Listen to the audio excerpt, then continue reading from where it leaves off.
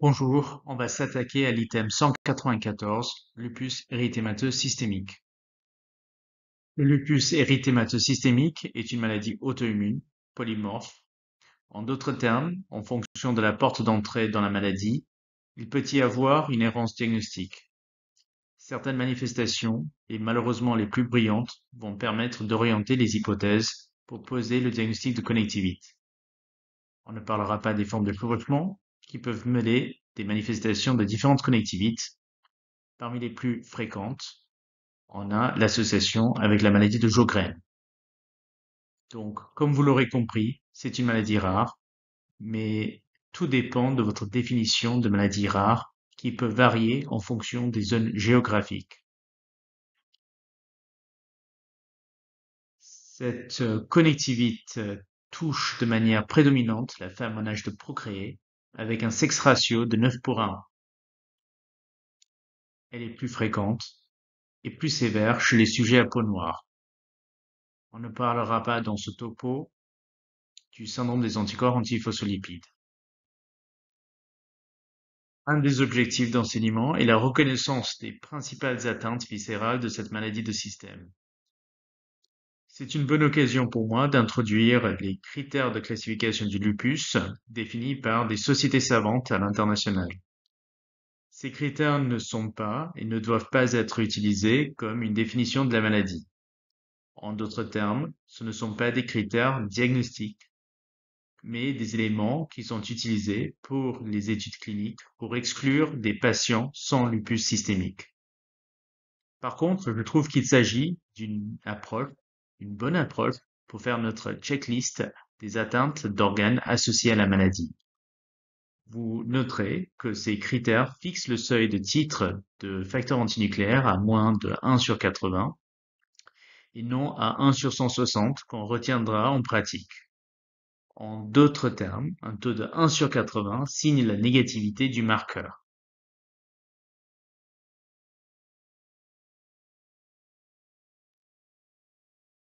Parcourons ainsi les différentes atteintes que je vous illustre avec cette diapositive. On rentre dans les critères par une positivité des facteurs antinucléaires, mais ce marqueur n'a de valeur que s'il y a une traduction clinique. Ainsi, on cite la fièvre, les atteintes neuropsychiatriques, les crises comiciales, ces deux dernières manifestations rentrant dans ce qu'on appelle le neurolupus. La sémiologie dermatologique est riche avec des atteintes discrètes comme une aphthose, moins discrètes comme l'alopécie en plaques, et puis des atteintes aux zones photoexposées avec le lupus cutané aigu ou alors des formes subaiguës. La radiographie montre un épanchement pleural. Cela rappelle l'association avec des sérites. Les patients peuvent présenter des péricardites. Les polysérites s'accompagnent de syndromes inflammatoires biologiques. Rappelons aussi que les patients peuvent rentrer dans leur maladie sous forme de rhumatisme inflammatoire chronique, avec parfois des déformations des mains, coups de vent cubitales, à la manière de la polyarthrite rhumatoïde. Mais contrairement à cette dernière, il n'y a pas de destruction de l'articulation, du moins au début. La photodistologie rénale symbolise l'atteinte rénale et plus particulièrement la glomérulonéphrite lupique, dont le diagnostic se fait par une biopsie de rein. L'atteinte rénale peut être suspectée devant une protéinurie, avec ou sans d'autres signes de poussée de la maladie, avec ou sans des taux aberrants de créatinémie.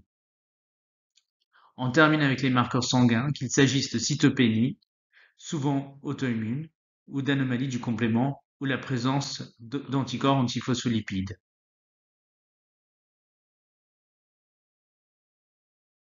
Les critères de classification donnent une pondération à chaque manifestation. Cela vous permet de juger de l'importance et la spécificité de chacune. Parlons un peu des atteintes dermatologiques dont certains sont emblématiques. On distingue le lupus cutané pur, maladie spécifique d'organes, des atteintes lupiques dermatologiques témoins de la maladie de système. Le point commun est leur prédominance en zone photoexposée. Les manifestations dermatologiques sont présentes dans 80% des lupus systémiques.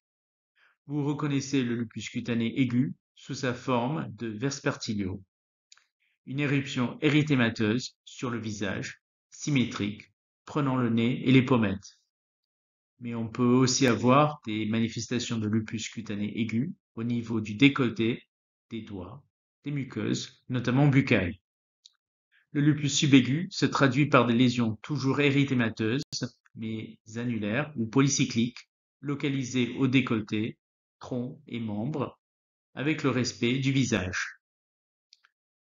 C'est souvent associé à la présence d'un anticorps anti-SSA, marqueur de maladie de Sjögren, qui peut être associé ou non au lupus systémique. Et puis, il y a des lésions de lupus chronique, avec le lupus discoïde défini par des plaques bien limitées, associant érythème, squame épaisse et une atrophie cicatricielle. On ne parlera pas des autres atteintes plus rares. Le lupus cutané chronique a plutôt ce type de distribution, faciale, avec une atteinte des épaules. Ce que vous voyez en fuchsia sont les localisations de paniculite lupique. Le lupus subaigu touche préférentiellement le tronc et les membres supérieurs sur les parties exposées. Dans le contexte de lupus cutané, l'atteinte qu'il ne faut pas manquer est le vespertilio, qui peut parfois être confondu avec la rosacée, cette dernière s'accompagnant de télangiectasie qu'il faut rechercher. Citons l'alopécie et la chute des cheveux, témoins de l'activité de la maladie.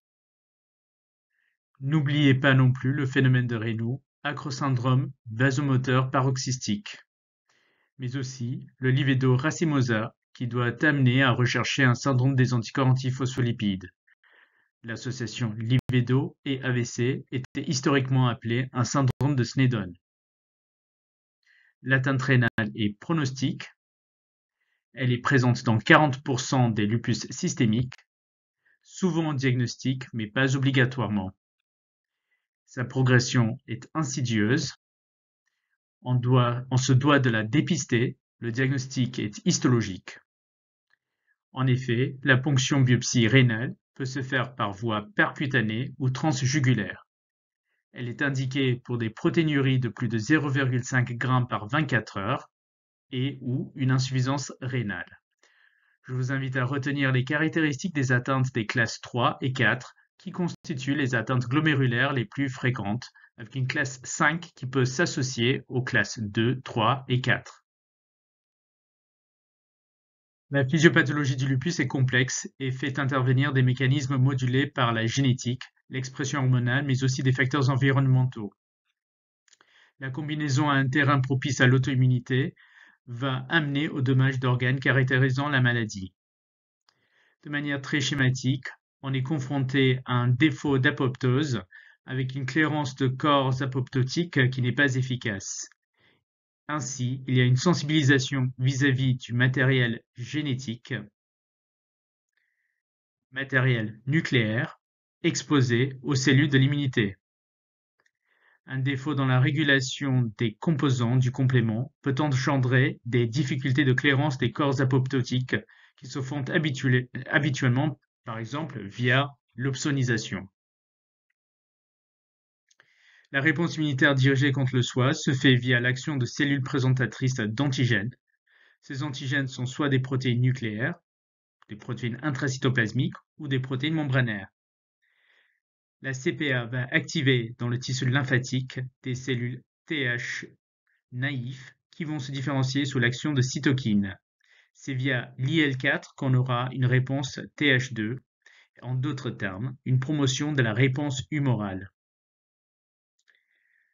On aura ainsi une stimulation, une activation et une prolifération puis différenciation des cellules B en plasmocytes.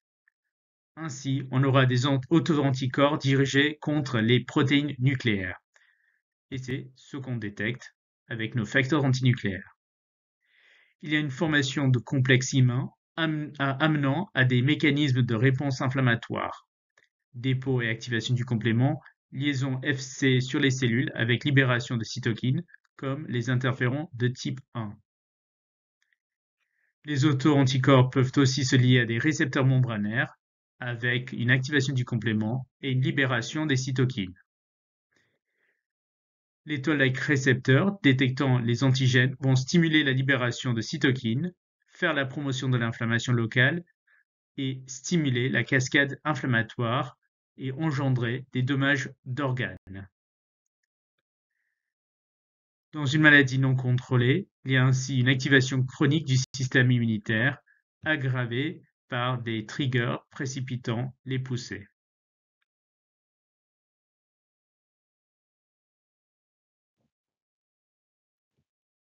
Nous en avions parlé au début de cette présentation. Les facteurs antinucléaires constituent un test d'orientation. Par contre, leur présence est constante au cours du lupus systémique. Le dépistage se fait par immunofluorescence indirecte sur cellules HEP2 avec un seuil de positivité de 1 sur 160. La maladie lupique se définit par la clinique ou, dans le cas de l'atteinte rénale, par l'anatomopathologie. Ainsi, une positivité isolée des facteurs antinucléaires n'est pas spécifique. Cette positivité peut être constatée dans d'autres maladies auto-immunes, chez le sujet sain, en particulier s'il est âgé, ou avec certaines prises médicamenteuses. Parmi les anti-antigènes solubles à retenir, on a les anti-SM, spécifiques de la maladie. Les anti-ADN natifs ou double brin sont étudiés en immunofluorimétrie, mais le gold standard est le test phare, une technique de dosage radioimmunologique. Les anti-ADN natifs sont associés au risque rénal. Montons les autres marqueurs biologiques en revenant sur les critères de classification. Il est classique de voir une cytopénie associée au lupus systémique. Ces cytopénies peuvent être de mécanismes variables qu'on ne détaillera pas cette fois-ci. La lymphopénie accompagne volontiers la connectivite et ensuite la neutropénie qui n'est pas forcément auto-immune, des cytopénies étant présentes dans le SAM. La thrombopénie est plus fréquemment auto-immune, mais il ne faut pas méconnaître une expression d'un SAPL évoluant vers une forme catastrophique ou une MAT associée ou non au lupus. L'association d'une thrombopénie immunologique avec une anémie auto-immune constitue le syndrome d'Evans. L'anémie hémolytique auto-immune est à anticorps chauds et des signes d'hémolyse doivent amener à réaliser un test direct à l'antiglobuline, Coombs direct. Parmi les marqueurs immunologiques, la consommation du complément ou hypocomplémentémie signe une activité de la maladie. Elle est aussi le témoin de poussées lupiques. Succinctement, on aura à évaluer le caractère asymptomatique ou symptomatique des marqueurs antiphospholipides, présence d'anti-bêta-2-GP1, anticardiolipine ou anticoagulant circulant portant le qualificatif lupique. L'anticoagulant circulant peut être suspecté par l'allongement du TCA et vérifié par l'indice de Rosner. La question sur l'élévation de la protéine C réactive est classique. La CRP est élevée dans le contexte du lupus systémique dans les infections, les sérites, les thromboses et le syndrome d'activation macrophagique. On rappelle l'intérêt de dépister une protéinurie. Le traitement repose sur des immunomodulateurs et immunosuppresseurs. Que retient-on à notre niveau? On ne peut pas suffisamment insister sur le contrôle des facteurs précipitants. Cela repose sur l'éducation thérapeutique, puisqu'il s'agit d'informer et de former le patient et ses proches sur les risques associés à l'exposition solaire, le tabac et l'infection.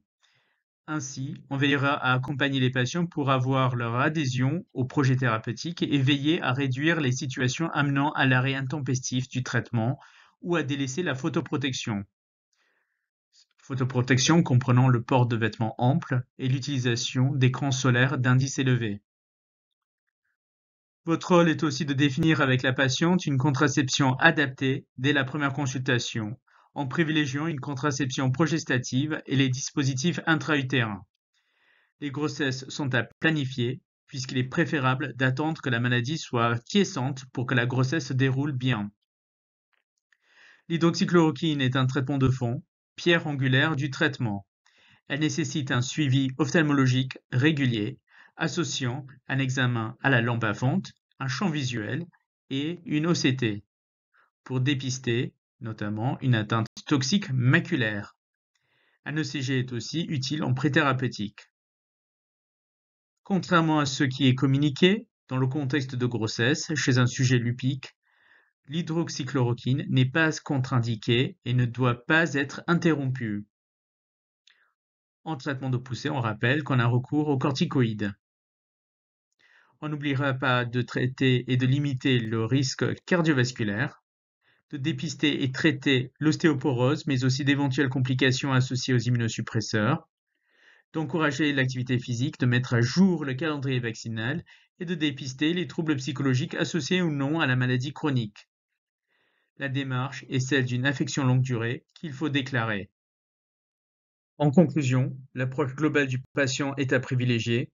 Je terminerai en déformant l'expression phare d'une série télévisée culte: ce n'est pas un lupus jusqu'à cela le soit. Éliminez vos diagnostics différentiels.